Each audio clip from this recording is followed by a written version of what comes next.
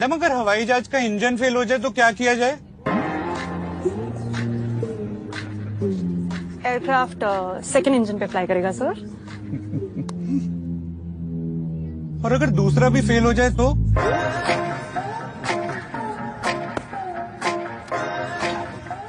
आप ऐसा करो, मुझे मेरा पैराशूट ना अभी दे दो, दोनों इंजन फेल होते ही मैं कूद जाऊंगा।